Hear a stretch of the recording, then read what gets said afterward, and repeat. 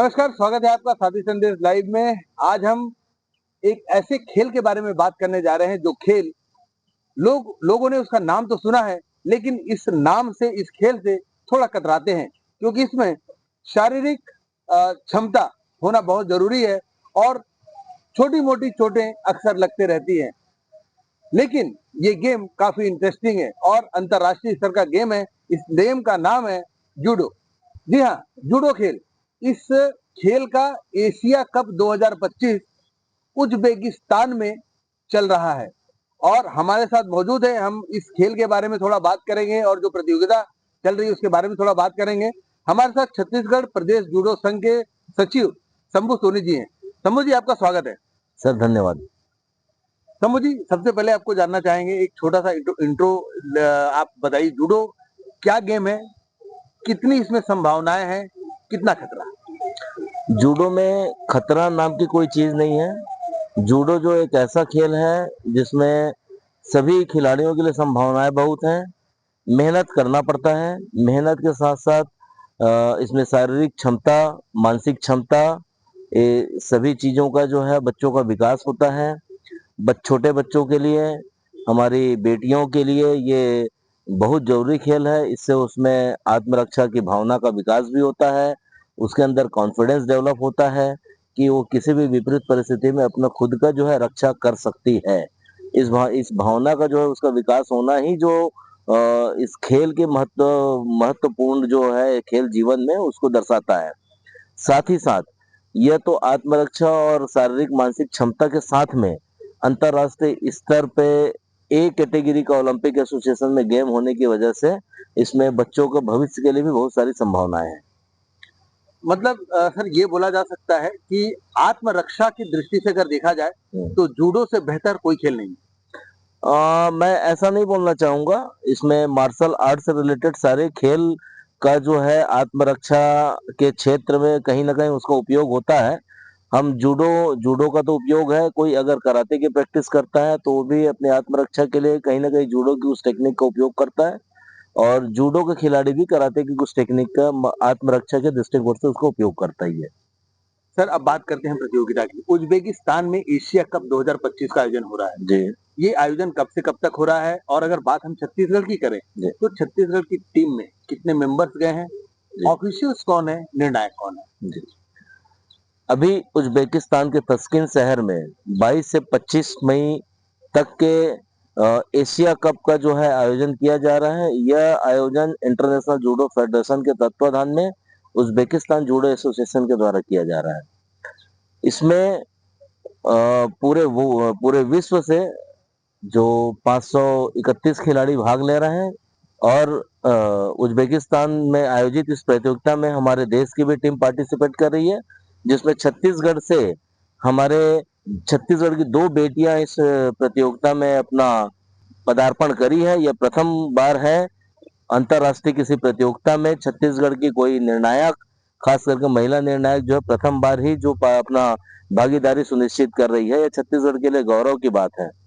और साथ ही साथ यह प्रथम बार है कि छत्तीसगढ़ की एक महिला खिलाड़ी इस अंतरराष्ट्रीय प्रतियोगिता में भाग ले रही है। ये छत्तीसगढ़ के लिए गौरव की बात है। छत्तीसगढ़ की बेटियां हैं जो छत्तीसगढ़ का सम्मान बढ़ा रही है। अभी क्या बात है दोस्तों, छत्तीसगढ़ की बेटियां भी अब आगे किसी से कम नहीं है।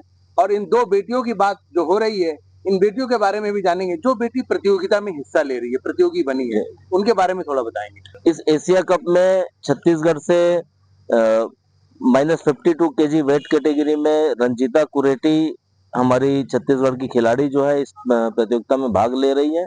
बड़े सौभाग्य की बात है कि बस्तर की रहने वाली एक हमारी बस्तर की बेटी जो अनाथ बच्ची है, जिसको छत्तीसगढ़ प्रदेश जूडो संघ के तत्वाधान में ITBP एकेडमी ने उनको प्रशिक्षण दिया है, और उस अनाथ बच्ची को जो है प्रशिक्षित करके इस लेवल में पहुंचाया है कि आज वो बच्ची जो है साई की नजर में आई, और 2 साल से साई भोपाल में उसको भारतीय खेल प्राधिकरण के द्वारा उसको प्रशिक्षण दिया गया, और अभी वो वर्तमान में अंतरराष्ट्रीय प्रतियोगिता में प्रथम बार है छत्तीसगढ़ की कोई खिलाड़ी ने अंतरराष्ट्रीय प्रतियोगिता में भाग लेने के लिए विदेश गई हुई है।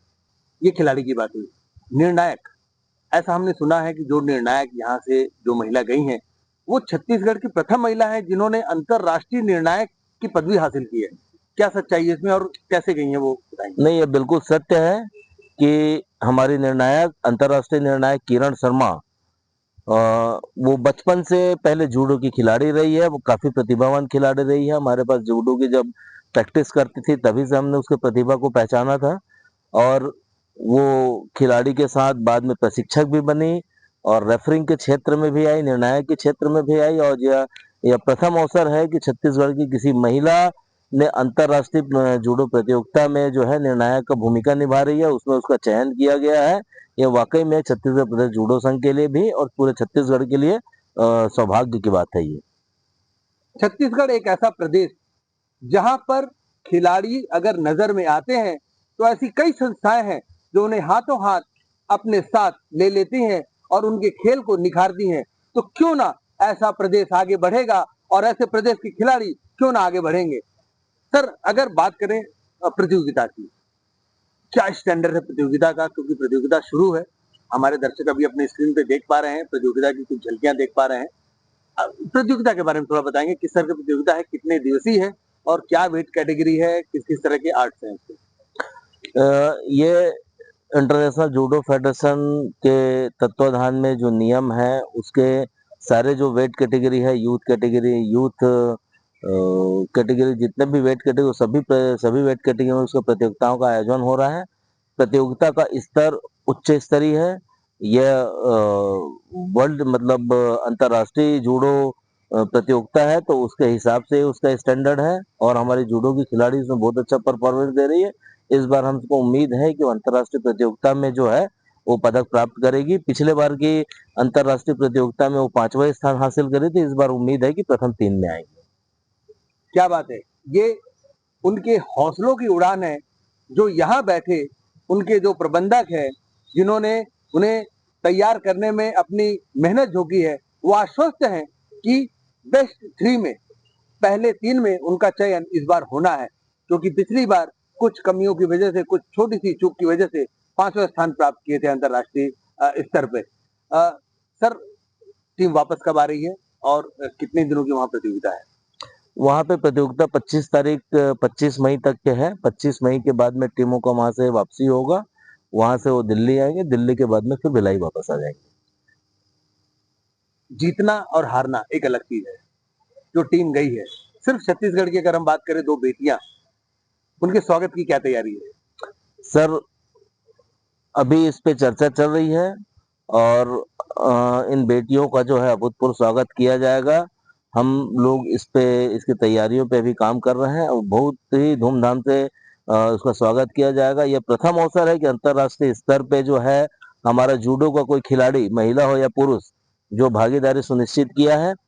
और निर्णायक के रूप में जो है हमारी महिला खिलाड़ी किरण शर्मा भी इसमें भागीदारी सुनिश्चित करी है। इन बच्चों को देख के जो है आगे छत्तीसगढ़ के सभी खिलाड़ी को प्रेरणा भी मिलेगी। और अभी लगातार हमारे छत्तीसगढ़ के बच्चे राष्ट्रीय स्तर पे बहुत अच्छा प्रदर्शन कर रहे हैं। प्रथम बार शुरू हुआ है कि एक बच्ची हमारी अंतर्राष्ट्रीय प्रतियोगिता में मतलब अपनी भागीदारी सुनिश्चित कर रही है। अब यह सिलसिला शुरू हो गया है, आगे रुकेगा नहीं, कारवां बनते जाएगा। आप देखिएगा आने वाले समय में अनेकों जो है हमारे अंतर्राष्ट्रीय खिलाड़ी निकलेंगे। अभी ये जो बच्चे वहां से खेल के आएंगे, वहां अपनी भागीदारी निभा के आएंगे, इसको धूमधाम से स्वागत की हम तैयारी करेंगे। और खेल मंत्री जी से भी बात करेंगे, इन खिलाड़ियों के भविष्य के लिए जो है अपनी ओर से जो भी शुभकामनाएं देना है वो दें और शासन की तरफ से इनकी मदद करें। सर, आप एक प्रशिक्षक भी हैं। प्रशिक्षक होने के नाते आपका नजरिया हम जानना चाहेंगे कि जो अभी खिलाड़ी छत्तीसगढ़ में जो इस खेल को खेल रहे हैं, क्या कुछ कमी आपको लगती है कि उन्हें किसी स्तर का ट्रेनिंग नहीं मिल पा रहा है, या क्या कमियां लग पा रही है जिसकी वजह से छत्तीसगढ़ भी थोड़ा पीछे है इस खेल में? निश्चित रूप से छत्तीसगढ़ में मूलभूत सुविधाओं का अभाव है। अभी सबसे बड़ी यहाँ पे समस्या है, नियमित रूप से प्रशिक्षण देने वाले प्रशिक्षक की आवश्यकता है। हमारे पास छत्तीसगढ़ प्रदेश जूडो संघ के पास या छत्तीसगढ़ शासन के पास कोई भी ऐसा जूडो का प्रशिक्षक नहीं है जो पूरे समय बच्चों को केवल जूडो की ट्रेनिंग देते रहे। अभी छत्तीसगढ़ में जूडो को डेवलप करना है तो उसके लिए यहाँ पे एकेडमी स्टार्ट करने की आवश्यकता है। पिछले बार अभी कुम्हारी जंजगिरी में हमको छत्तीसगढ़ प्रदेश जूडो की एकेडमी बनाने के नाम पे जमीन अलॉट भी हुआ, पर दुर्भाग्य है कि आज पर्यंत पिछले 6-7 सालों में इस पे कोई काम नहीं हो पाया है।